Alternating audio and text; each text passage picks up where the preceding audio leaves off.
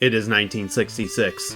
With NASA's Ranger program completed and Kennedy's deadline creeping ever closer, a team of engineers and technicians are hard at work.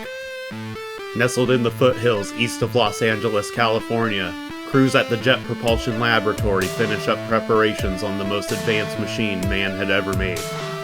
In the mazes of testing and clean rooms sits a robotic observer, a navigator, a surveyor. With the hopes and dreams of Apollo and an entire nation riding on a safe touchdown on the moon, America is placing its bets with JPL. Surveyor will have to test everything and anything needed for Apollo to survive. With the Russian lunar program making massive strides, the United States wants a win. They need a win. Luckily, after countless man-hours and late nights, it is a win they shall receive. Pressurization. Go Atlas. Go Centaur. Atlas autopilot. Go. Centaur autopilot. Go. Launch director. Go.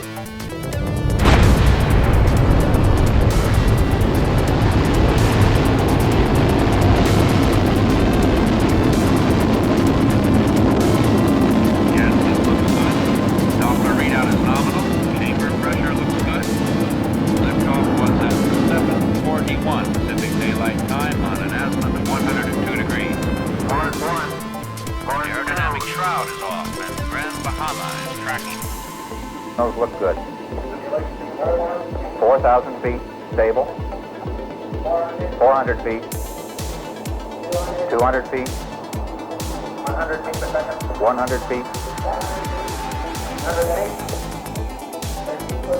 13 feet per second speed. Touch. The bus piece reports touchdown.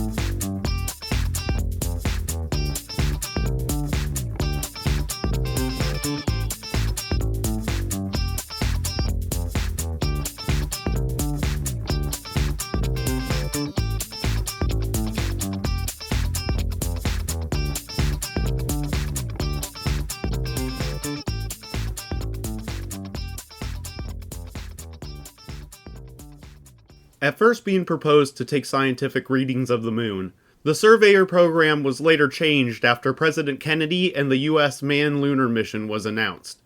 This entailed reworking existing plans to support the needed testing and implementation of the Apollo program.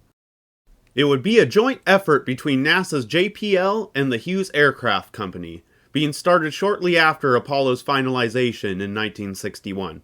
Its primary mission goal would to be the testing of a feasible soft landing on the lunar surface, among other secondary goals, such as the testing and observation of lunar soil compositions.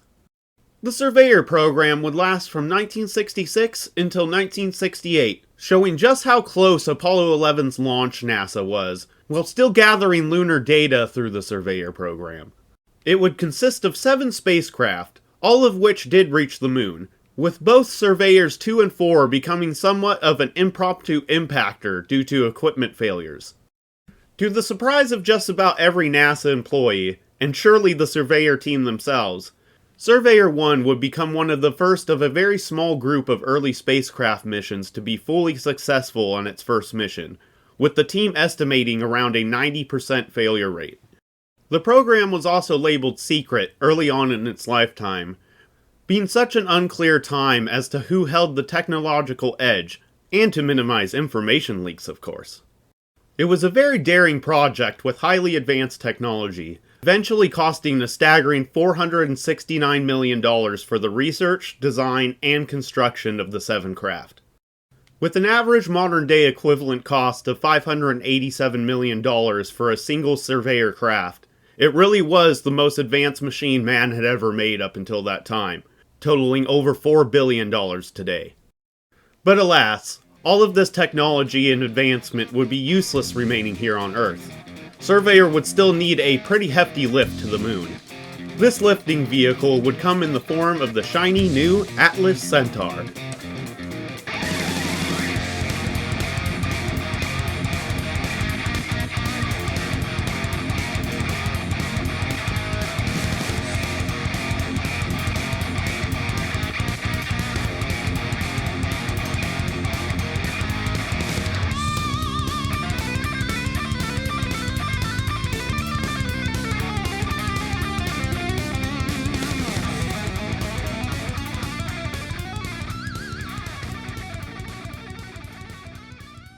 Coming off of the Ranger program, which I have also made a video about, the Atlas rocket used for Surveyor retained the same booster layout and figures of the Atlas Agena, keeping its recognizable first stage jettison, the black powder charged farting turbopump, and still used a balloon-like fuel pressurized hull. However, by the time of Surveyor, most of the kinks and problems in the early Atlas rockets have been worked on, if not solved entirely, making Atlas at least somewhat reliable. It was mainly the Atlas heavy lift rocket and its complicated and, well, explosive nature that Surveyor teams estimated their such low chances of success. The real main difference in Atlas for the Surveyor program was the replacement of the Agena second stage with its new and improved counterpart, Centaur. The Centaur upper stage was incredibly advanced for its time, being the first upper stage to ever use a liquid oxygen and liquid hydrogen fuel system. This fuel had to be chilled to extremely low temperatures, especially with liquid hydrogen, having to be cooled down to less than -400 degrees Fahrenheit, requiring Centaur to be outfitted with advanced insulation, such as honeycombed fiberglass. The large fuel tanks on Centaur, just like Atlas, would also employ a balloon-like tank system for weight savings, using a pressurized helium gas to keep the thin-walled tanks rigid as the fuel was expended. The Centaur's twin Rocketdyne RL-10 engines would produce a total of 49,000 pounds of thrust at maximum power, being a massive improvement from the outgoing Agena stage, and making it capable of lifting well over 2.5 tons into a high Earth orbit.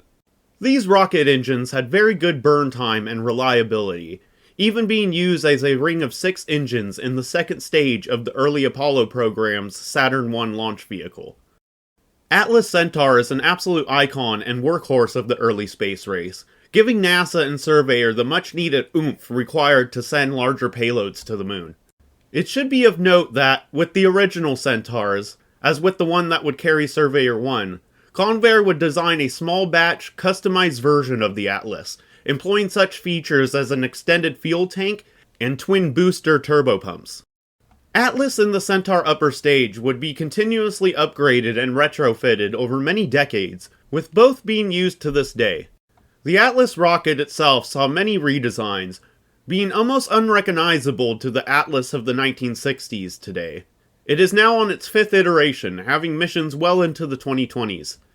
Sadly though, in September 2021, it was announced by Lockheed Martin, the now contractor for making the Atlas V, that production would be stopped and the Atlas discontinued. However, the Centaur upper stage is still in production, and, miraculously, has remained relatively unchanged, overall retaining both its looks and its layout, needing only some simple computer and system retrofits to stay modernized.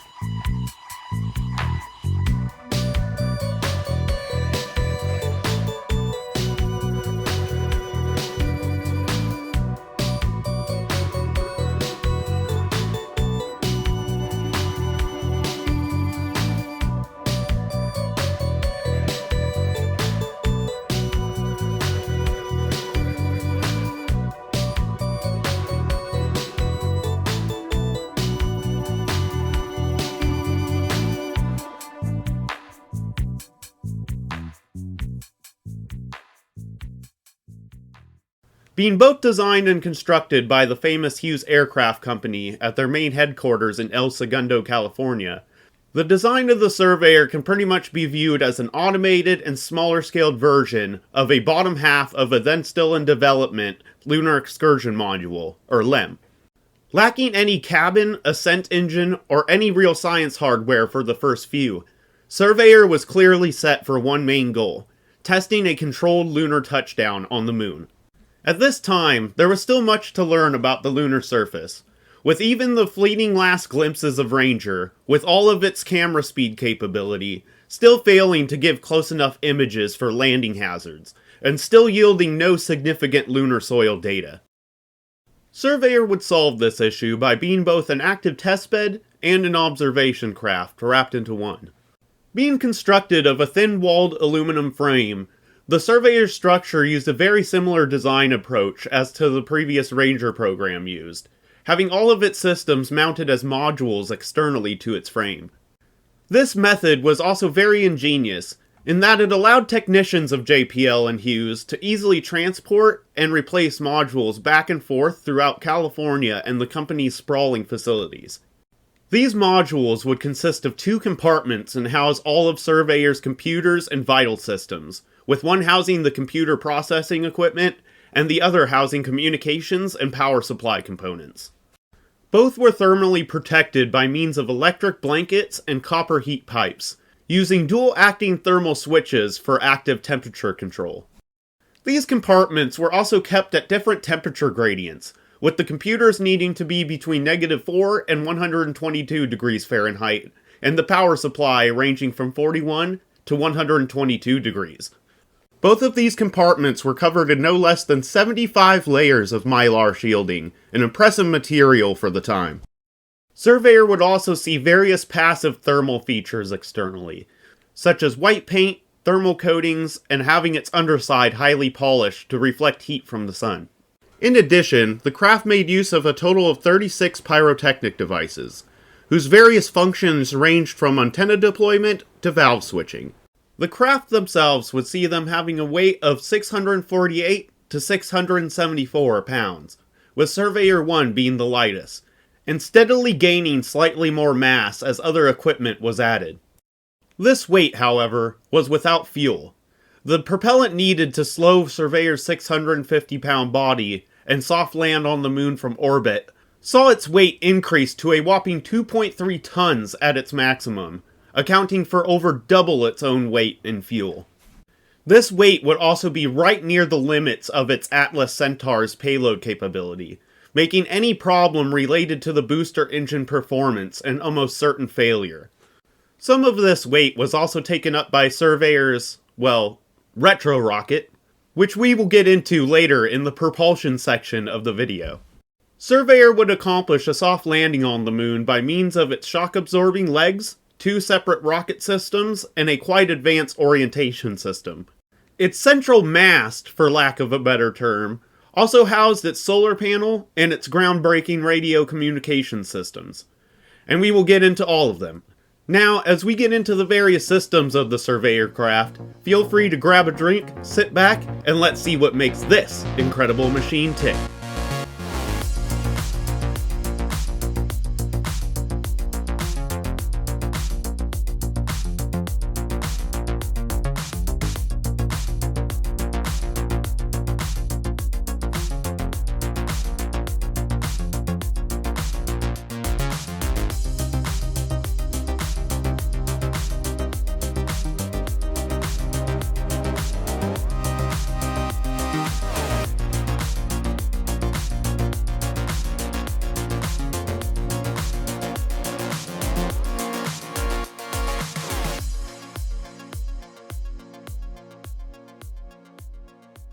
The method by which Surveyor got its means of electrical power was the large solar panel located on its central mast.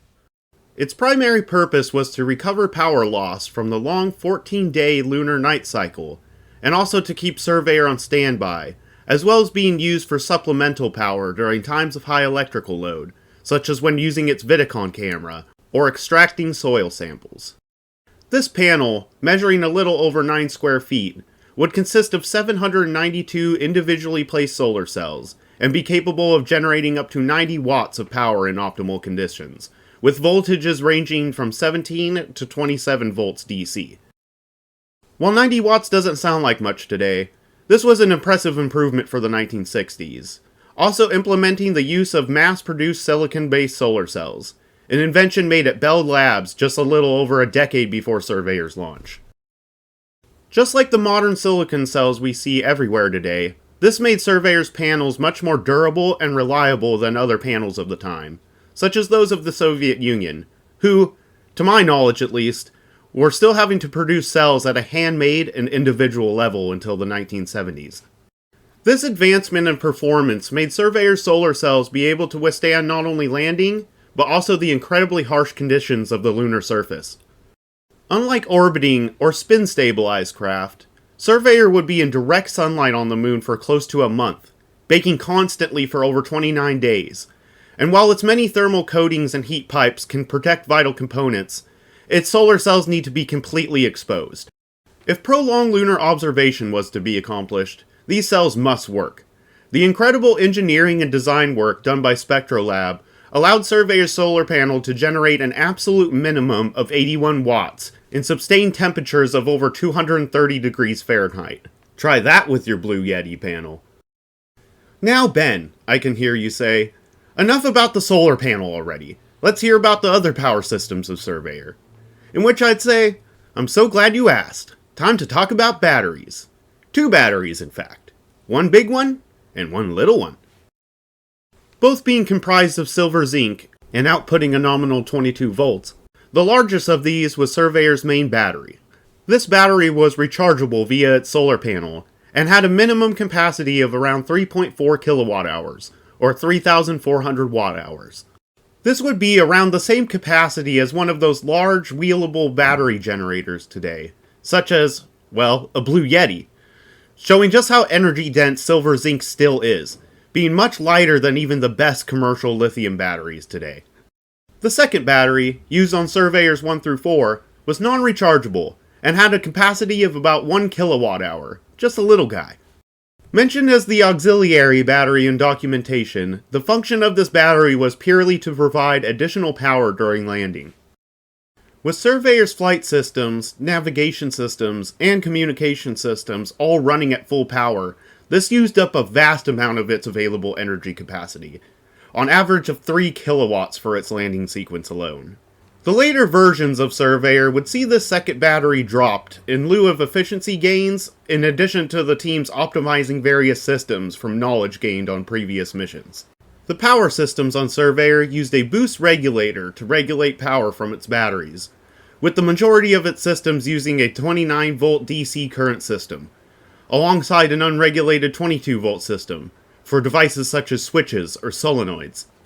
This power would then be fed through 4 separate electrical buses, with its essential bus, the one used for its main computers, be completely unprotected and capable of maintaining constant power through many overload cases.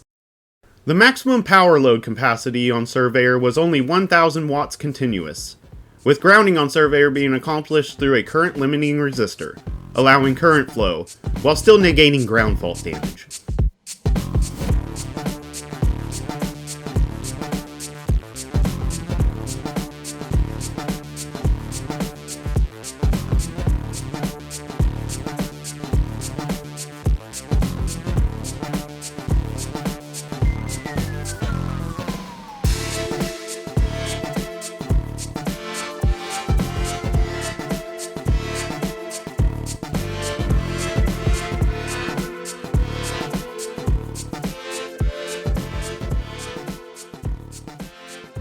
Surveyor, while first intended to carry various science instruments, ended up seeing much of them stripped away for weight saving, and its mission changed to support Apollo.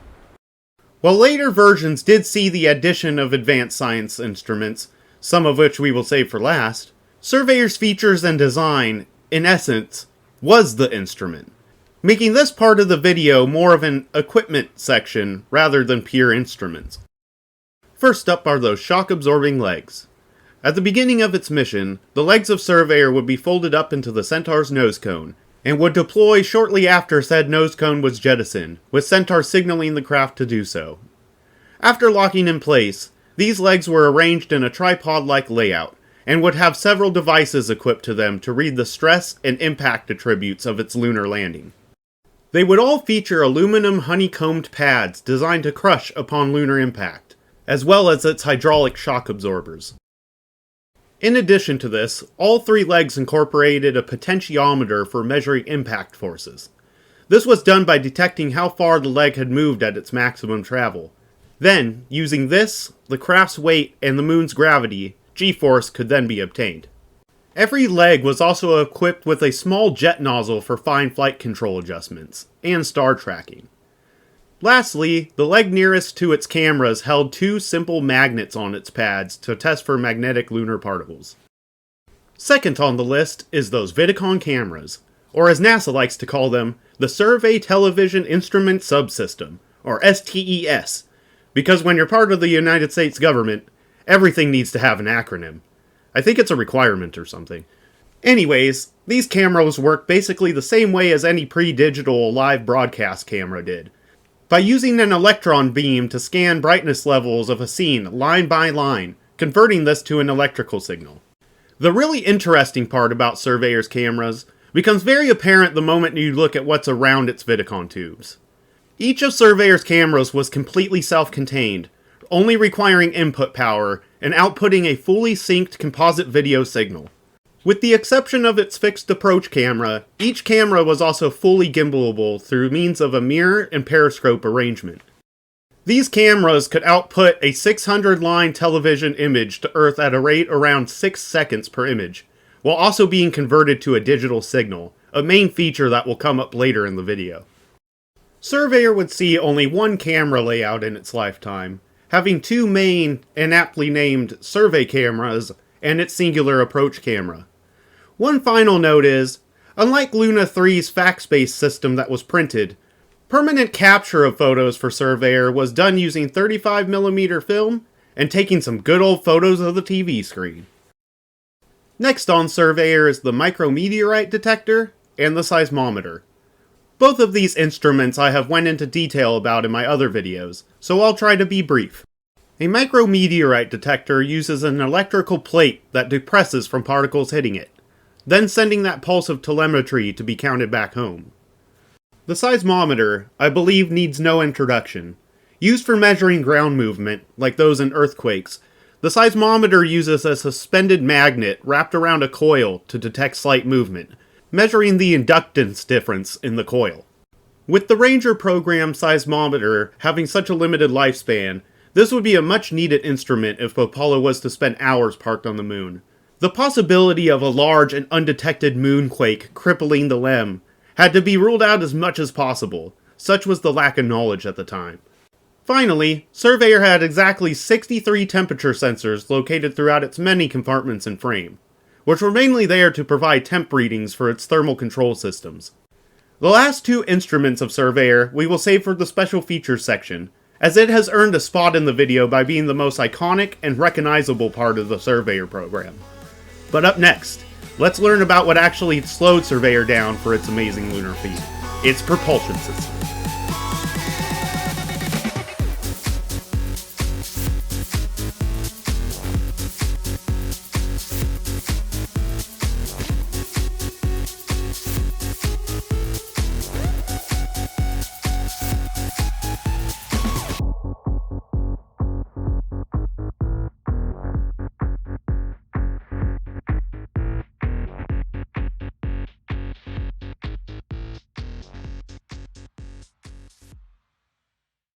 The propulsion system of Surveyor is probably one of its coolest and most striking features, with its fuel tanks and thrust chambers in clear view at just about any angle.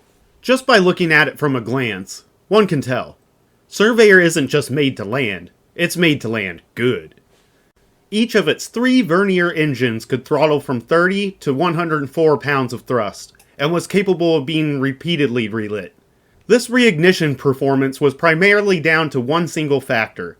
Surveyor's vernier system used nitrogen tetroxide and monomethyl hydrazine.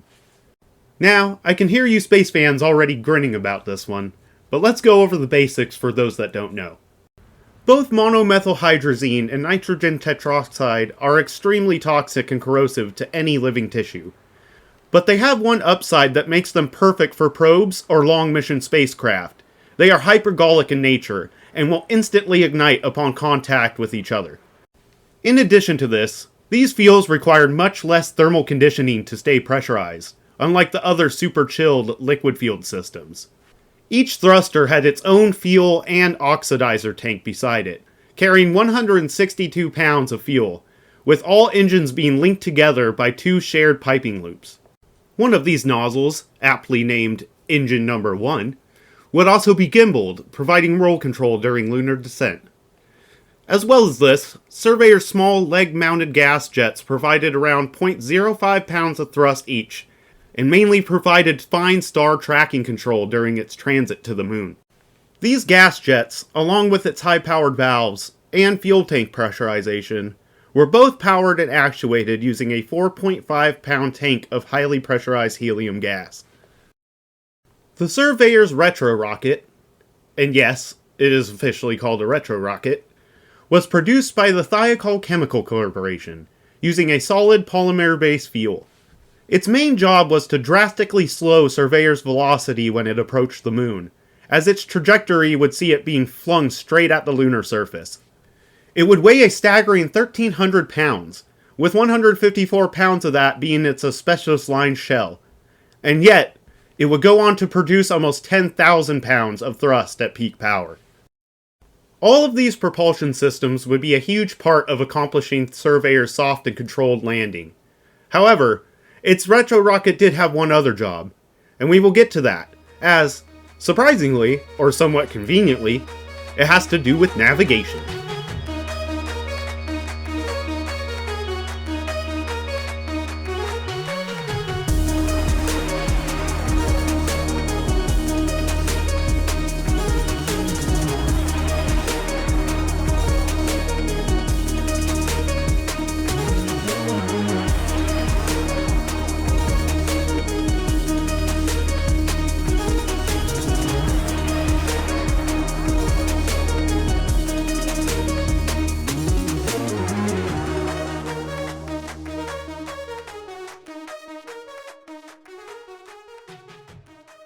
The navigation on Surveyor was a mix of the old and a mix of the straight-up bleeding edge in spacecraft technology. Many analog-type technologies would be fed into digital systems with Surveyor, using what's tried and true, while still also being state-of-the-art. The first of these systems I have covered before on the channel, so I am grouping them into one package, if you will. These are its two sun sensors and its Canopus star sensor. All of these devices direct the sun, or a star's, light into a beam near 4 photoconductors arranged in a square or diamond pattern. These devices are similar to those seen on a common nightlight, and will conduct electricity when struck with light. When deviation to the sun occurs, the focus beam will hit one of the photoconductors, allowing a signal to be given to the craft to correct itself, and in which direction this should be. Next is Surveyor's IRU, or Inertial Reference Unit. Wait, again with the acronyms? Okay, so basically the IRU is a bunch of gyroscopes spinning away to give Surveyor another reference point in space to know where it is. This system, combined with its sun and star sensor, provides Surveyor's flight computers with 3 points of location reference data. Through a little-known method as triangulation, once Surveyor has a track on our sun and Canopus, it will know exactly where it is in space at all times up until lunar entry and retro burn. Speaking of the retro burn, remember that thing about how the retro rocket had one other job? So, in the nozzle of the retro rocket, held in by a clasp-like spring and connected to power via a breakaway plug, was the altitude marking radar. Once Surveyor was close enough to the moon and started its retro burn, this self-contained measuring radar and transmitter would be blasted right out of the retro rocket's nozzle and be hurtled into the moon's surface. Shortly after this mini-impactor was violently ejected, this marker would then send out a signal to Surveyor at a preset angled altitude of 52 to 60 miles depending on the mission, and to within an accuracy of less than a mile. with shaking and vibrating from its retro burn, disorientating its IRU gyros. This device would be vital for Surveyor to know when to initiate its terminal descent sequence and prepare itself for landing, where it would require its radars. Still traveling at well over 400 miles per hour, at 50,000 feet, Surveyor's 4 separate Doppler radars would be within operating range, receiving back radar waves bounced from the moon's surface, and giving it a vague idea of its velocity. At 40,000 feet, its altimeter comes within range as well. Drawing 590 out of Surveyor's 1,000 watt power limit, Surveyor's radars would pulse furiously, streaming data into its flight computers. With jets of helium slamming fuel valves and toxic fumes billowing from its relief vents, Surveyor's vernier engines spring to life as it plummets closer and closer to the moon. Slowly but surely, however, it slows, and it slows. At 14 feet above the ground, Surveyor's altimeter can sense no further, and everything halts. Surveyor has, by this time, slowed itself down to only 4 miles per hour. With its engine stopped and its radars powered down, it gently, yet firmly, floats down and nestles itself in the lunar soil. The date is June 2nd, 1966, and Surveyor 1 has just soft landed on the moon. It will survive over 6 months there and gather a vast amount of information about the moon's surface. But for now, at touchdown, it is time to communicate this stunning accomplishment to the world.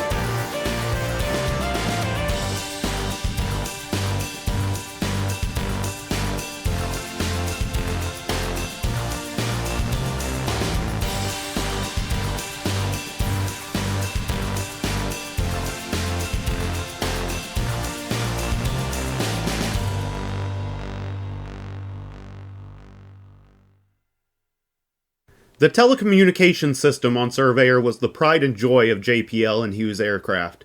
Featuring a noticeable planar array on its motor-driven mast, this antenna is capable of real-time television transmission, and with being able to transmit a full 600-line TV image every second, it was far beyond anything that had come before it. This would be done using an astonishing 10 watts of output power, with its 2 redundant transmitter-receiver units consuming about 70 watts total when in operation. All of Surveyor's radio communication system would use a combination of phase modulation, PM, and more commonly, FM, or frequency modulation. Its nominal bandwidth would range from 8 Hz up to 2.25 kHz, with its planar array using a 220 kHz signal for television transmission.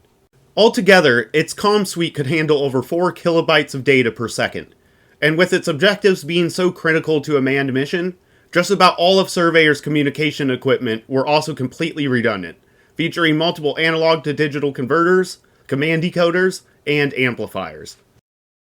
As well as this, all of these systems could also operate in an emergency mode, dropping all high-powered components to 1/10 of their average power draw. Surveyor would also feature 2 cone-like omnidirectional antennas that deployed alongside its legs after nose cone jettison, and were used for telemetry data, as well as being implemented to help ground tracking.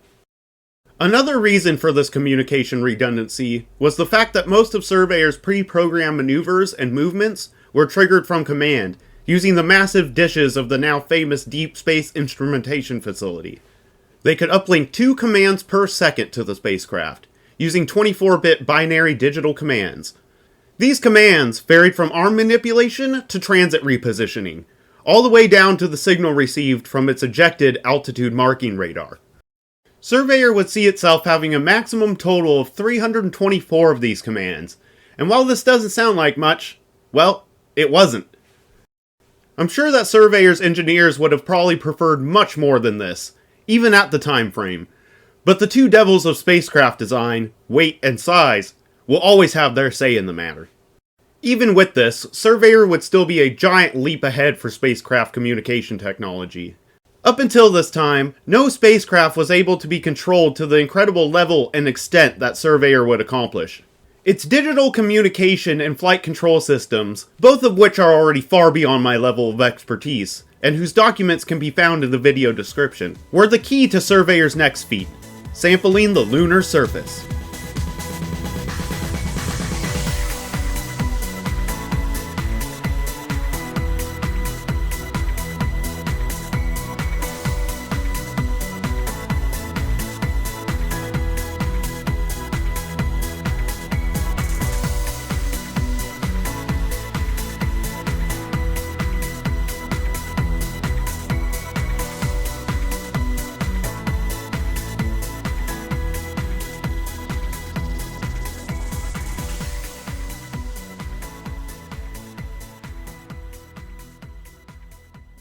To start out the special feature section, I first want to say that it was somewhat difficult to pick the feature of Surveyor that would get this spot in the video. Pretty much every part of Surveyor is, in one way or another, special. After all, it is the first true lander in spacecraft history. Sorry, Luna 9. But I had to choose something. Something that made Surveyor stand out from the crowd. The thing that made Surveyor, Surveyor. When doing the research for this video, the choice was obvious. It had to be the Scoopy arm. This erector set looking arm was called the Soil Mechanics Surface Sampler. It could extend around 5 feet from the spacecraft and would retract with a force of 20 pounds. It was capable of a full 3-axis movement and would feature 2 force transducers for measuring soil weight. Movement of this arm, and the motorized scoop, was done by Mission Control, taking up 20 of Surveyor's 324 available commands. At the time, this arm would become the poster child for Surveyor and the US space program. And, even more famously, Surveyor 3, the first craft to feature the scoop, would be visited by Pete Conrad and Alan Bean of Apollo 12 in November of 1969. With Surveyor 3's landing site already being a candidate for the manned missions, the craft would find it to be the perfect spot.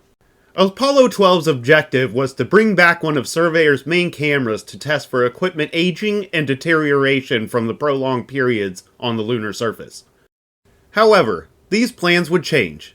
With a spare pouch encircling Surveyor 3 during their second EVA, one of the astronauts would exclaim, "You gotta let me cut this scoop off," and, "Didn't think we were gonna leave without a scoop, did ya?" Surveyor 3's scoop, along with its Vidicon survey camera, now reside at the National Air and Space Museum in Washington, D.C. One final instrument remains on Surveyor, and its deployment is ridiculously comical, so that's why it's here. The so-called alpha scattering experiment consisted of a square-shaped 3-pound sensor head that was designed to take composition readings of the lunar soil. By beaming the ground with radiation, and using some electronic wizardry, this device would be able to determine the elemental makeup of the moon, confirming it to be mostly oxygen and silica.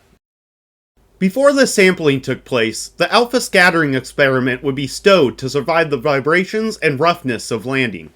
Shortly after said landing took place, a pyrotechnic pin would detonate, releasing the arm carrying the sensor head from its locked position.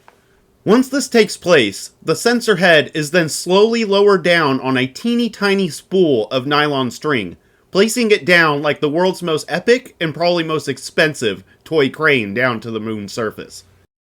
The Surveyor program, and all of the people who worked extremely hard on it, leave me in total astonishment in what they were able to do, and their work really goes to show what can be truly done with 1960s technology. When bright minds, blank checks, and bleeding edge tech comes together, the result will always be nothing short of incredible.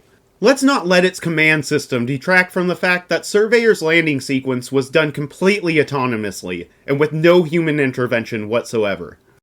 Even more incredibly, Surveyor 6 would land twice, being commanded to perform a bunny hop sequence using its hypergolic engines.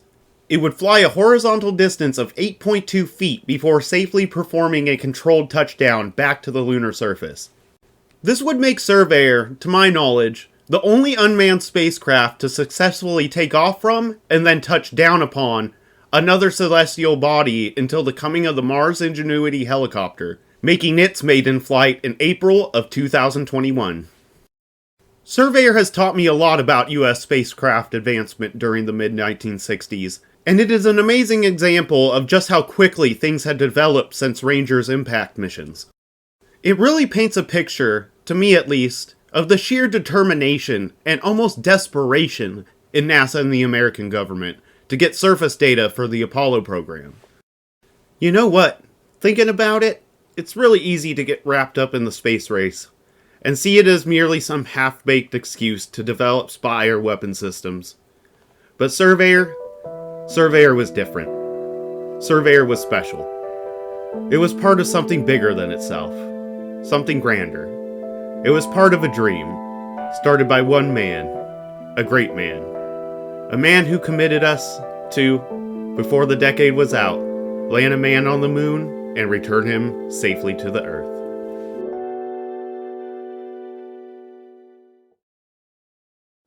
after kind of an initial adjustment period, I think everybody turned to and began to recognize the importance of Surveyor, and certainly the importance that NASA placed on Surveyor, the precursor for Apollo. It just couldn't afford to fail.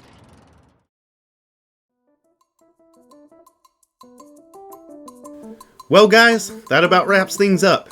Are you crying? Yeah, nah, I'm totally not crying either, man. On a lighter note, I would like to give a huge personal thank you to every one of you watching my videos. This channel is such a passion project of mine, and I wouldn't have the drive nor the motivation to make these if it wasn't for the overwhelming support you all have given me. These videos take many hours to make, but I am still proud to say I produce it all myself. A man with a smaller dream, if you wish. I'll be on to making my next video by the time this drops, so make sure you're subscribed to the channel for more forgotten spacecraft documentaries. I'm Ben, this is Retro Rockets, and I hope you have an amazing day.